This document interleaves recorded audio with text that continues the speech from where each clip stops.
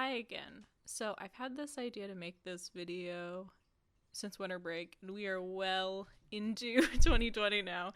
But as you can see, I'm going to review all of the books that I read in 2019. I just really want to do it even if it's not relevant anymore because I've just been thinking about it for so long. Um, the title is a lie because I did not read a single book in 2019, but I did listen to 28 audiobooks, and I'm going to rate them from my least favorite to my favorite. These are my personal opinions, and I'm open to discussion. I don't hate any of these books, obviously, because, I'm never the person who completely hates on something because there are always good things. Well, yes, there are always good things about books and TV shows, even if they're very few good things. Okay, so 28 is The Queen by Kiera Cass. I read a lot of Kiera Cass books this year because I listened to the whole selection series. So the selection series is basically like The Bachelor mixed with the Hunger Games. Like, there's a commoner girl and she's selected to compete to win Prince Maxim's hand in marriage, I guess. And this book, The Queen, is a novella that focuses on the previous queen, who's the current prince's dad's wife, if that makes sense. And I just thought this book was really stupid because we know Maxim's dad's abusive at this point. So learning about his love story with his mom, which is love story in quotes because it's not very romantic. They had a very, I don't know. I don't think this author's particularly good at nuanced relationships, so I just thought this was kind of distasteful. I'm sure some fans were curious about how the king and queen met, but we don't need that from the author. 27 is another book in the selection series, The Favorite by Kiera Cass. This was also a novella, and it is about another girl who's in the selection group called Marley, and she falls in love with a soldier who's at the palace, and then this is their side of the story. I honestly don't really remember reading this book, but I marked it as read on Goodreads, so I know that I did. 26 is The Prince and the Guard by Kiera Cass. This is another selection novella from the Prince and Aspen's perspective, and both for the Prince and Aspen are fighting over this girl named America, which is a little on the nose, but it's fine.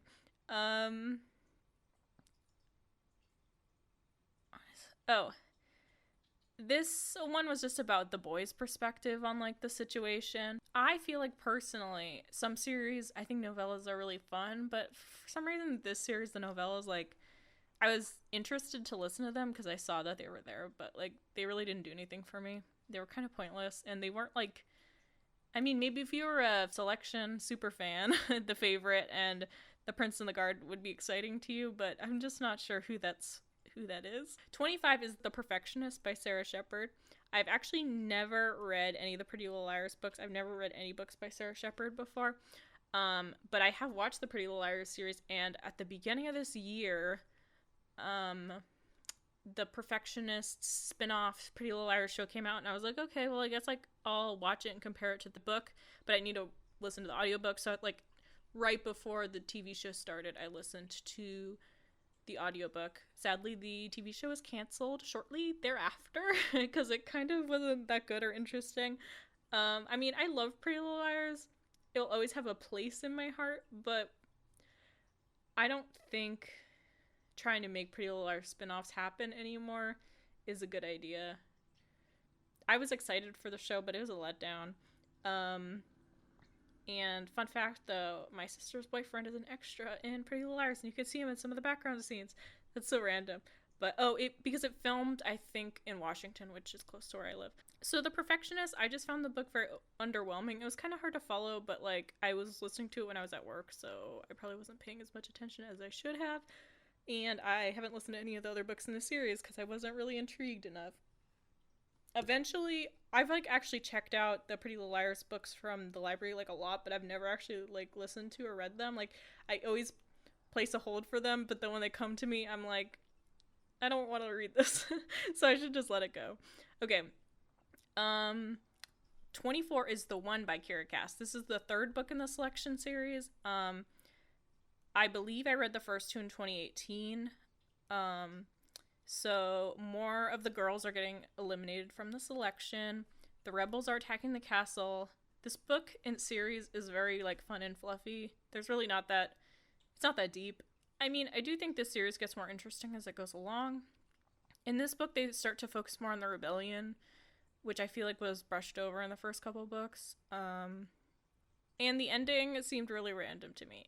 23, My Squirrel Days by Ellie Kemper. I read quite a few biographies this year, and many of them were very underwhelming. I felt like this one wasn't cohesive. I do like Ellie Kemper from The Office and Kimmy Schmidt, but I feel like I didn't learn that much from this book, and it was just very, like, I don't know. 22, City of Glass by Cassandra Clare. So I started the Mortal Instrument book series this year, and I've actually been having a lot of trouble getting into the book series. The book is pretty interesting, and I do like the world building, but the incest stuff really turns me off from the books. Like, I just found it really disturbing. And I checked out this audiobook from the library like 5 times, and I read it like over 5 months before I finished it, because like I kept like dropping it and being like, I don't really care. But I think City of Glass is the second or third one, I don't remember. 21 is The Greatest Love Story Ever Told by Nick Offerman and Megan Mullally. So I love them and their work, and I love Parks and Rec, but I just didn't really like this book that much. It's like Ellie Kemper's book. I feel like it was all over the place. To me, the most enjoyable parts of the book were when they were like more casual and like an audiobook style, and they seemed like less rehearsed, and it didn't seem so scripted, which I guess like if you're writing a book, obviously it has to be scripted, but I guess it seemed unnatural. And when I was listening to the audiobook, I was thinking they should just make a podcast, because I feel like that would be more enjoyable. And apparently since then, they've made a podcast called In Bed with Nick and Megan, I think, or something like that. Under the Sheets. Between the Sheets? Under the Bed. Under the Covers? Something like that. I listened to the one episode with Georgia Hartstark and Karen Kilgariff from My Favorite Murder, because I'm a pretty big My Favorite Murder fan. But I don't know. I like them, but the podcast hasn't gripped me. Maybe I'll give it another try. But I don't really like podcasts that much where they have different guests every episode, because I feel like it's a little hard for me to, like, you know, you want to fall in love with the people that are hosting the podcast, and when there's just a rotating door of people, I don't know. I mean, depends on, that's just my perspective on podcasts, I guess. Whatever. Other people, I feel like probably don't care as much. So 20 is Scrappy Little Nobody by Anna Kendrick. I felt like this was one of the better celebrity memoirs I read, or biographies.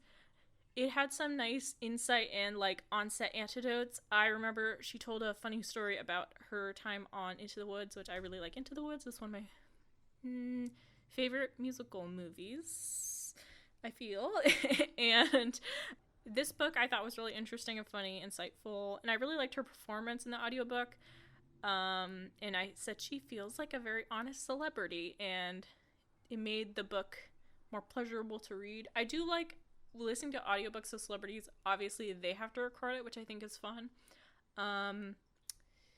So okay, 19 is The Heir by Kira Cass. So this is a sequel to The Selection by Kira Cass, where, okay, America wins the selection, obviously, sorry if that's a spoiler, and this book series is about her and King Maxim's daughter. She would start the selection, but normally it's for men, so they switch it up, and for the first time ever, it's like a selection for the women, so the men are coming to the castle to marry the princess instead of the other way around.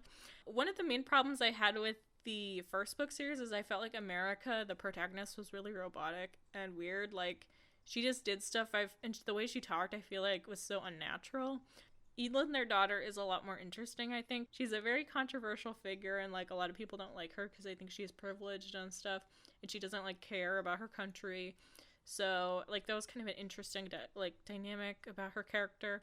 And she's very against the selection. So she's like, I'm not gonna fall in love. Like, you'll see, like, I'm gonna go through the selection, and I'm not gonna fall in love with anyone, and I'm not gonna marry anyone. And then you guys will, like, stop forcing this on me and stuff. So whatever. That's, like, her goal in the first book. And this book is very fun and fluffy, and yeah, that's all I have to really say about it. Okay, 18 is The Crown by Curacas. This is the last book in the selection series, so it's all like, who will Edelyn choose? Because there's, like, 3 guys or whatever that, like, you think she's, like, you know, gonna end up with, but, like, who will it be? I do think that the selection series improved as it went on. I do think this is the best book in the series. The male contestants were, I think, a lot more interesting than the female ones. This is a very fun, fluffy book, you know? These kind of books where the endings are like, who will she end up with, and you don't know for sure, kind of bother me, though, because I feel like I don't remember if she ended up with the guy I wanted, but it doesn't matter. Whatever. I wouldn't hold that against the book series, though. Oh, I guess the ending was really controversial, but it's not that deep. I don't really care. I hope the author moves on from the series, though. That's what I wrote down.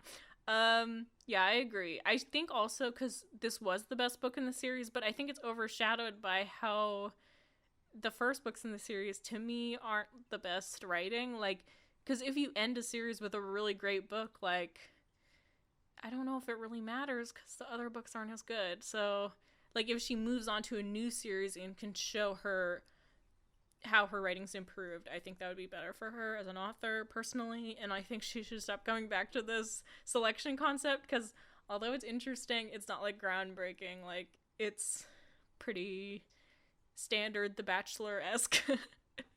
So I don't know. Maybe that's just me, though. I'm sure some selection fans out there, like, really want her to do another spin-off series or whatever, but I'm just over it. If she comes out with a new one, will I listen to it? Probably, but whatever. Okay.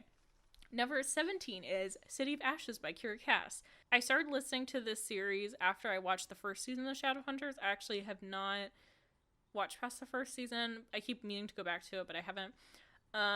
Everyone always said in the comments and stuff, they were like, oh my gosh, the books are way better, like, the TV show sucks, I'm a true fan, whatever. So I was like, okay, whatever, I'll listen to the books. Yeah, so I do think that the world building and the character interactions in the books are really fun. I do think Jace is very, like, ooh, like, he's a cool bad boy in the books, but to me, like, in the show, he's kind of, like, rude, so I'm like, I don't get that same, like, swagger, I guess, that I get from him in the book. Like, and I really love, is his name Alec? Jace and Alec? I do think that the author definitely had a lot of, like, interesting ideas about the fantasy worlds and stuff, and I always do enjoy, like, you know, fantasy worlds and that kind of stuff. I'm unsure of the plot of the book. I think some of the parts are kind of confusing and I didn't know what was going on. And I just really don't like Claire and Jace's relationship. I know it's very controversial, probably. I bet, like, 90% of the people who read the book ship them or whatever, but it wasn't doing anything for me. Their relationship, maybe it'll grow on me, but, like, because, like, they're weird incestual, will there, won't they? It's like, we're brother and sister, but we're not, but we might be, but it's okay even if we are, because no one has to know. And I'm like, guys, stop. Like, please stop. Okay, number 16, The Dangerous Art of Blending In by Angela Sermel. Sorry if I said that wrong. I thought this book was very interesting and heartbreaking. I just wanted to listen to, like, a random young adult, like, realistic fiction book, and I didn't really know what it was about. I just saw, like, it in the Goodreads, like, realistic fiction, like, new section. It's a coming of age LGBT book. It's about this Greek boy who has an abusive mother. Some parts of it were very hard to read, but it's still a nice story. I was pretty impressed with it. Okay, number 15, City of Bones by Kira Cass. This is the first book in the Shadowhunter series. Okay, sorry, I don't know which books are which. The City of Bones, City of Ashes, City of Bones, City of Ashes, and City of Glass. Okay, I know City of Bones is the first one, because that's what the movie's called, right? So the first book in the Shadowhunter series, it's about a teenage girl who finds out that she's actually a magical being called a Shadowhunter who fights demons, and her mom gets kidnapped from her, and she must join the Shadowhunter Society with this sassy boy named Jace, another sassy boy named Alec, and a sexy gal named Isabel. I don't know, I read this over winter break, so I haven't read this since then. Isabel, who's his sister. Oh, Alec and Isabel are brother and sister. And honestly, I'm not sure how I feel about this series yet. I do think that the world is interesting, but I'm not sure how I feel about the plot. I know that the author writes other books in the same universe, and that was one of my main motivations to start this series, because I was curious about the newer books that were coming out. I'm not sure if they're better, but I don't know. I heard good things about them, and I want to listen to them, but then I realized that I couldn't because I've never technically listened to the original series, so I don't really know what the whole thing is about.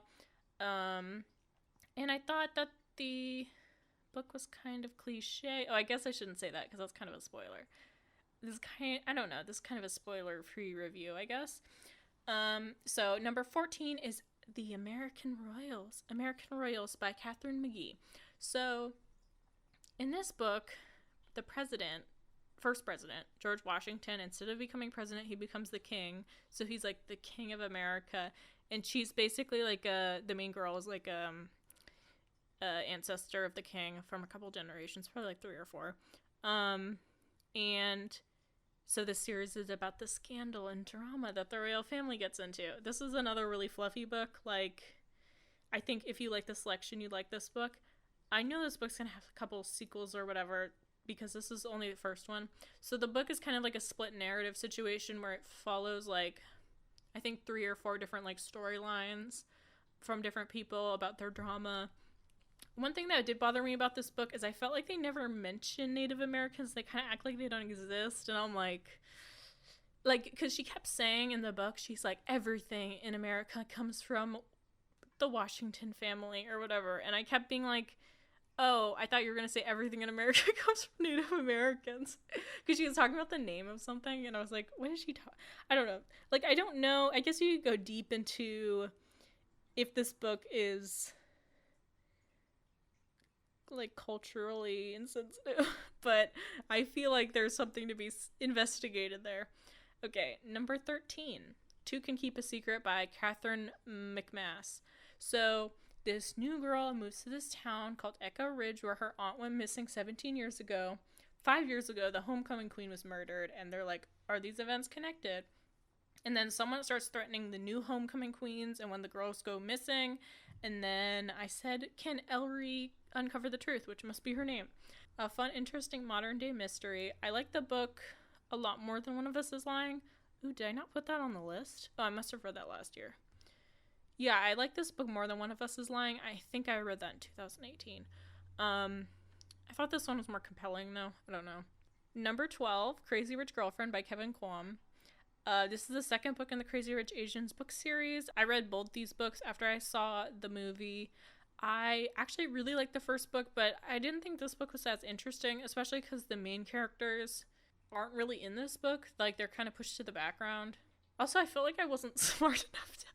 I just felt like I wasn't smart enough to understand this book. It felt very intellectual to me, which, like, I like, but also, I don't know, something about the writing made me feel really stupid. Like, I didn't understand what was going on. I don't know if anyone else knows what I'm talking about with this book. And I haven't read the third one yet, because this one was another book where, like, I think I checked it out 3 or 4 times from the library before I finished it, because I kept, like, listening to it and being like, nah, and then, like, listening to a different book instead. Okay, number 11, Geekerella by Ashley Ponston. So this book is the first book in the Once Upon a Con series. This series is extremely cheesy, but no. But I thought it was cute. So basically it's about this girl who loves sci-fi series and very a la Star Trek. And the series is getting rebooted as a movie franchise, like a high budget Star Wars-esque situation. And the lead is being cast by this like teen star named Darian Freeman. and he's going to be Carmendor. And she's like very upset because she's in love with the character of Carmendor, and she thinks he's gonna totally mess it up and mess up the franchise and like everything that she loves, and like it's gonna be mainstream. It's gonna be awful, you know. So basically, so they accidentally end up exchanging phone numbers, and like, but she doesn't know it's him, and they're having like a flirtationship, but like, oh my gosh, what's gonna happen when she finds out the truth? It's a narrative split between Darian and Elle, and one thing I noticed when listening to the audiobook is there are actually some mistakes in the audiobook, which is odd because almost no audiobooks that I've listened to at the library have like noticeable mistakes. Like maybe in an audiobook there'll be like one repeated line, but this audiobook I noticed quite a few mistakes, which was very interesting. Most of the mistakes are on Darian's side when his voice actor's reading sections. Like he repeated lines a couple times, which like isn't a big deal, but I was just surprised to see it because I mean like someone should have done a pass through it. No hate, but I don't know. So it wasn't unlistenable. It was fine. But because like the book, probably his section was probably like 5 hours and there's probably only a couple of mistakes, so it wasn't a big deal. Number 10 is The Hating Game by Sally Thorne. Lucy and Joshua are co-workers, and they have a very rivalrous work relationship, and it's like, will they or won't they? Are they gonna fall in love? Like, what's going on here? This book was kind of like whatever, modern day romance fluff. Not much to say about it. I enjoyed it. This is a pretty standard like romance novel, but I liked it. I read it a long time ago, so I honestly don't remember it that much, but I remember enjoying it. Number 9 is The Princess and the Fangirl by Ashley Poston.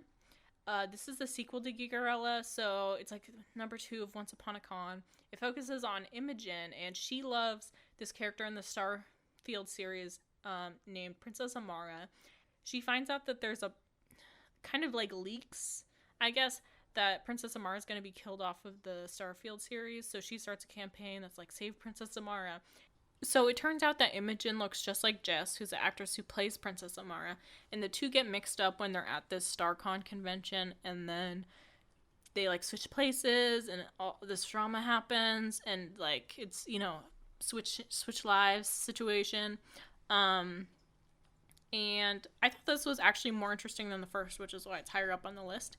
And I saw that the author's making a third book, so I'm interested to see what it's going to be. This, like, type of fangirl type books I think are very interesting, just because I think we're at that point now where people who are, like, in the Tumblr scene are becoming professional authors and stuff, which I think is very interesting.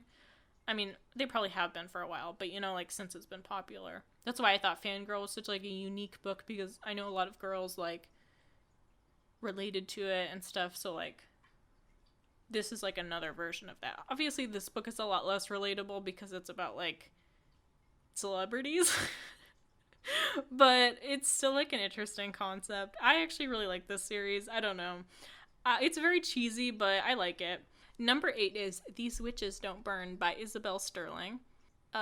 This book is like an urban fantasy book. So Hannah lives in Salem and she works at a tourist store, and she's having this heated fight with her ex-girlfriend Veronica, and there seems to be evidence that there's a blood witch who's in town, and they're like elemental witches, so they're trying to figure out like if this is a threat to their town, and if this is a real deal of a blood witch, or if this is just like a human copycat, and they have to solve the mystery of who it is, but they also have to keep their coven safe. And also this is a first book in a series, and I saw that there's a new book coming out in 2020, I think. And actually, the reason I listened to this audiobook was I saw the cover on Goodreads, and I was like, ooh, this cover with tarot cards is really cute. So I did judge a book by its cover, and I listened to this book because of the cover. I'm a big cover person. If you notice, all these covers of these books have a certain appeal. I'm not about to read books with ugly covers. Number 7 is The Kiss Quotient by Helen Huang. This book is like a better version of The Hating Game to me. So it's a romance, but it's actually very steamy also, which I was surprised about. So the plot is Stella is autistic, and she's like a working woman, probably like 25 or whatever, and she's been very unsuccessful with romance. So she decides that her problem is that she's bad at sex, so she hires a sex worker to teach her some See, I didn't know anything about what this book was about when I picked it up, so like when I was listening to it I was like, oh my gosh. So whatever, this situation turns into a fake romance situation. They become fake dating, and like, but it's very, very spicy, but it's also really cute. I would recommend. But number 6 is The Lightning Thief by Rick Riordan. So I haven't listened to read the Lightning Thief books since middle school. So I was like, I'm not about to read them. I'm going to listen to them. So I revisited a classic. I know a lot of people are always bringing up how they wish that the Lightning Thief Percy Jackson series was a animated series. So I think probably around sometime last year I saw that pop up again. I was like, oh, I should listen to those books again. I actually don't think I've ever gotten past like the 3rd or 4th book. I've never finished the series. This is a similar situation to the Shadowhunters series. Is I wanted to listen to these books so I could listen to the newer books in the series, because I've been hearing a lot of good things about the newer books, except I didn't want to like skip over them because then I'd be confused. Even though like I've seen the movies and I've read at least the first 2 or 3 books when I was a kid, so like I know the basic premise of the Lightning Thief Percy Jackson series, but I wanted to refresh my memory, I guess. That reminds me, actually, last year the Lightning Thief musical was on Broadway briefly, wasn't it? That's crazy. I can't believe, I wonder how they did that, because I can't imagine it getting that much funding, especially because the movie kind of flopped. I mean, that sounds mean, but it's true. I mean, I love the book series, and I am interested in listening to the newer books. So number 5, we're getting to the top 5, guys. Okay, number 5 is The Sun Is Also a Star by Nicola Yoon. So this is a split narrative between Natasha and Daniel. So Natasha is about to be deported with her family, and she has 12 hours left in New York City. So by chance, Daniel meets Natasha when she's trying to like save her family from being deported, and they end up having this like 12-hour romance situation before she leaves for New York. And I thought this book was very like intellectual and thoughtful. Like it's one of those like deep, it's a deep like, I mean, I'm not saying this in a hateful way, but it's a very deep like young adult book. It's a very sliding door situation. Like, will she stay? Will she go? What would happen if she stayed? What would happen if she goes? What would the romance, like, what would happen with the romance, you know? I actually listened to this book because I heard the movie was coming out and I still haven't seen the movie. So I've always wanted to make movie review videos, so I might do that. We'll see. Okay, number 4, we're getting to my favorites. This is Know My Name by Chanel Miller. So this is the memoir written by the victim of the Stanford rape case. This book was very powerful and like beautifully written. I love this book just because it's so personal, but like we've all heard the story before. To see the victim's perspective, I thought was very like empowering. I wish this crime story would be the next season of American Crime Story. I know they're going to do the impeachment, I think, of... Okay, I'm going to Google this before I post this, but I'm pretty sure it's Clinton that got impeached. Or maybe it was one of the other presidents that got impeached. I think there's 2, right?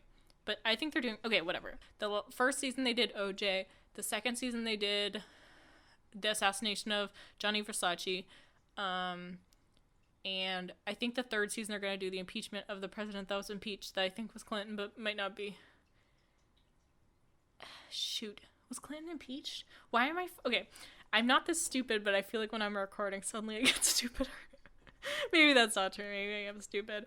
But I was like listening to this book and I was just thinking like, I really wish that they would do the TV series of this case, just because it's such an iconic case in American history, even though it's so similar to so many other cases that happened, but just because of the way it was presented and because of how she ended up getting enough evidence to actually convict him, this story like became such a landmark, I think, in American crime and rape cases.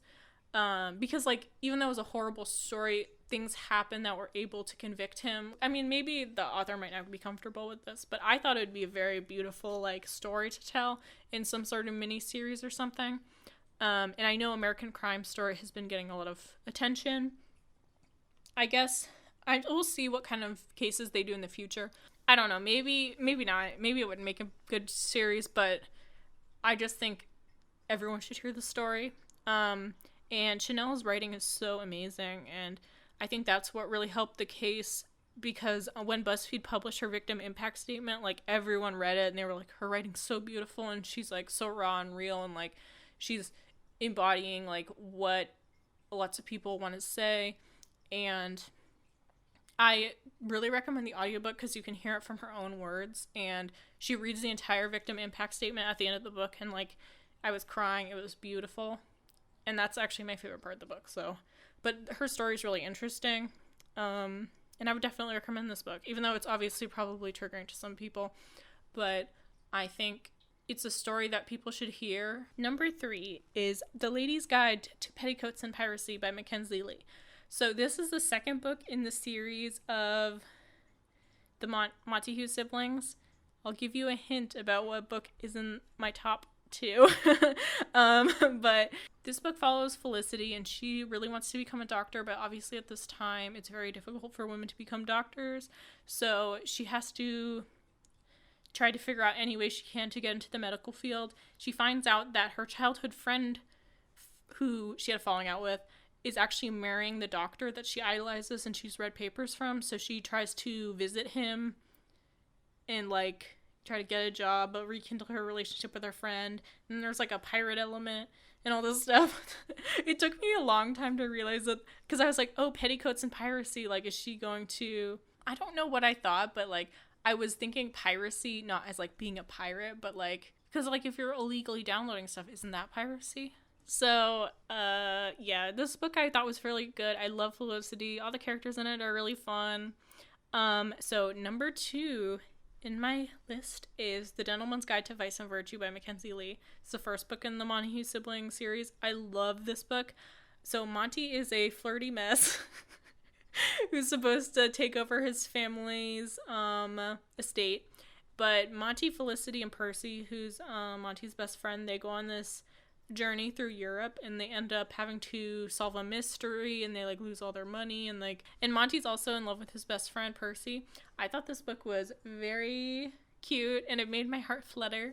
I wrote like I was reading fan fiction for the first time, but honestly, like, I haven't felt this like giddy, like blushing, oh my gosh, so cute, since I read a book in like a really long time. And I thought that Percy and Monty's relationship was just so cute. Like, it's so pure. I love Monty. I love characters like Monty, who are like such a mess. And I really like LGBT historical fiction books. Okay, it's such a niche genre, but I always feel like it's really well done. It's very cute. And there's another book in the series that's supposed to come out later this year. I think it's I'm scared that's not gonna have Monty and Percy in it. I mean, and Felicity also. If they're not there, I'm not there. No, that's not true. I'm going to listen to it anyway, because I do really love these books. These were definitely my favorite books that I listened to in 2019. And I'm actually thinking about actually buying the Gentleman's Guide audiobook, because I love it that much and I want to listen to it again. I don't want to just check it out from the library. Number 1 on my list is I'll Be Gone in the Dark by Michelle McNamara. So this book is written by the late Michelle McNamara. It's her book about the investigation of what she found out about the Golden State Killer. And it's also about how finding out about the Golden State Killer like affected her life, and how it affected other people who were working on the investigation. Like, even in the online community, how they were communicating to try to find anything possible about him. And I just think it was really smart that they found people to finish the book for her, since she wasn't able to do it herself. And I'm really glad that they got to publish her work so everyone could read it. And even though it's a sad, bittersweet book, the happy ending is that after this book was published, the Golden State Killer was actually caught and arrested. So at least like we have that happy ending. And Michelle is also a beautiful writer. I thought this book was like it was so beautiful but so terrifying. Like, honestly, I couldn't sleep after I listened to this book. And if you listen to My Favorite Murder, they mention Michelle McNamara a lot because they knew her and they had some connections with her, and they actually, this is how I found out about the book, actually. It's from their podcast. So that's all the books I've read in 2019. Thanks for listening. I'm sure no one listened through this whole me rambling for 45 minutes. How long have I been recording? Shoot, I have been recording 46 minutes. So those were all the books that I read in 2019. I keep thinking 2020. That's because it's like May already. Oh my gosh.